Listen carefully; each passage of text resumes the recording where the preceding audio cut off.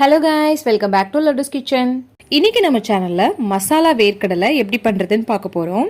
இந்த மசாலா வேர்க்கடலை பார்த்தீங்கன்னா டக்குன்னு குயிக்காக பண்ணக்கூடிய சூப்பரான ஸ்நாக்ஸ்.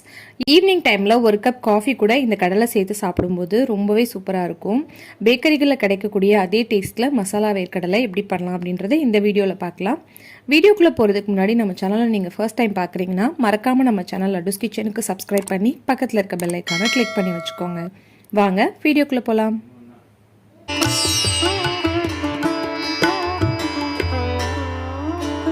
மசாலா வேர்க்கடலை பண்ணுறதுக்கு நான் இன்னைக்கு ஒரு கப் அளவுக்கு கடலை எடுத்திருக்கேன். இது வறுக்காத வேர்க்கடலை. இதில் பூச்சிக்கடலை ஏதாவது இருக்கான்னு செக் பண்ணி எடுத்துக்கோங்க. கூடவே ஒரு கப் அளவுக்கு கடலை மாவு சேர்த்துக்கலாம். இது ஒரு 100 கிராம் அளவுக்கு இருக்கும். அரை கப் அளவுக்கு அரிசி மாவு, அதாவது 300 கிராம் வேர்க்கடலைக்கு 100 கிராம் கடலை மாவு, 50 கிராம் அரிசி மாவு சேர்த்துக்கிட்டா கரெக்டாக இருக்கும். 1 டேபிள் ஸ்பூன் அளவுக்கு மிளகாய்த்தூள், கொஞ்சமாக பெருங்காயத்தூள் சேர்த்துக்கலாம். தேவையான அளவு உப்பு சேர்த்துப்போம். இதை நல்லா மிக்ஸ் பண்ணிக்கலாம்.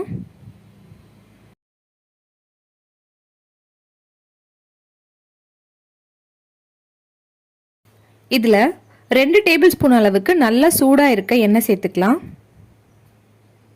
நம்ம பொரிக்கிறதுக்கு யூஸ் பண்ணுற அதே ரீஃபைண்ட் ஆயில் தான் இது.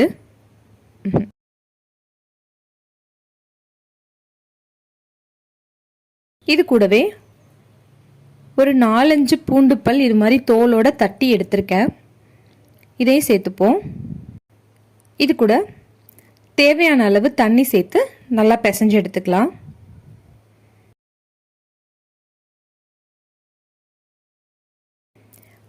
பாருங்க, இது இந்த அளவுக்கு நல்லா மிக்ஸ் பண்ணி எடுத்துருக்கோம். இது கொஞ்சம் பிசுபிசுப்பு தன்மையோடு தான் இருக்கும். இது அப்படியே எண்ணெயில் போட்டு பொரிச்சு எடுக்க வேண்டியது தான். நான் சைடில் எண்ணெய் காய வச்சுருக்கேன். இதில் நம்ம ரெடி பண்ணி எடுத்து வச்சுருக்க கடலை ஒன்று ஒன்றா சேர்த்துக்கோங்க. அப்போ தான் தனித்தனியாக இருக்கும். நம்ம மொத்தமாக சேர்த்தோன்னா எல்லாம் ஒன்றா அப்படியே பிடிச்சிக்கும்.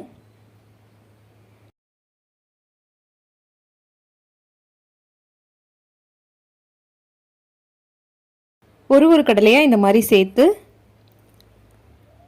கடலை நல்லா ஃப்ரை ஆனதுக்கப்புறம் எண்ணெயிலேருந்து எடுத்துடலாம்.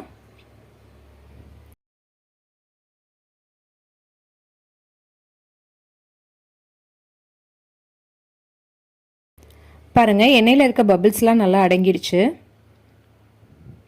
இப்போ இதை நம்ம எண்ணெயிலேருந்து எடுத்துடலாம். அவ்வளோதான். இதே மாதிரி நான் இன்னொரு மெத்தடில் போட்டு காட்டுறேன்.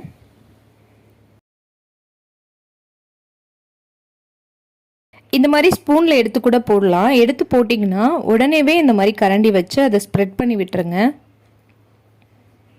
இல்லைன்னா எல்லாம் ஒன்றோட ஒன்று ஒட்டிக்கும்.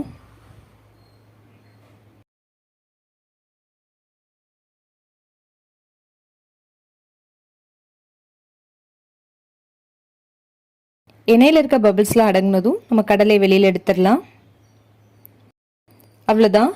இதே மாதிரி எல்லா கடலையும் பொரிச்சு எடுத்துருவோம். கடலையெல்லாம் பொரிச்சதும் கடைசியாக ஒரு கொத்து கருவேப்பிலை எடுத்து அதே எண்ணெயில் போட்டு பொரிச்சுக்கோங்க. பொரிச்சு இதையும் நம்ம கடலையில் சேர்த்துடலாம். அவ்வளோதான். பாருங்கள், கிறிஸ்பியான டேஸ்டியான மசாலா வேர்க்கடலை குயிக்காக ரெடி ஆயிடுச்சு.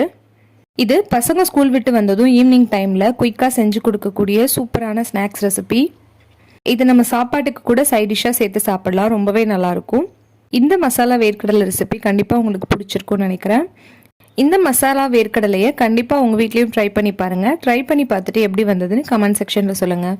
மறக்காமல் நம்ம சேனல் லட்டுஸ் கிச்சனுக்கு சப்ஸ்கிரைப் பண்ணி பக்கத்தில் இருக்க பெல் ஐக்கானை கிளிக் பண்ணி வச்சுக்கோங்க. தேங்க்யூ ஃபார் வாட்சிங். Eat healthy, stay healthy.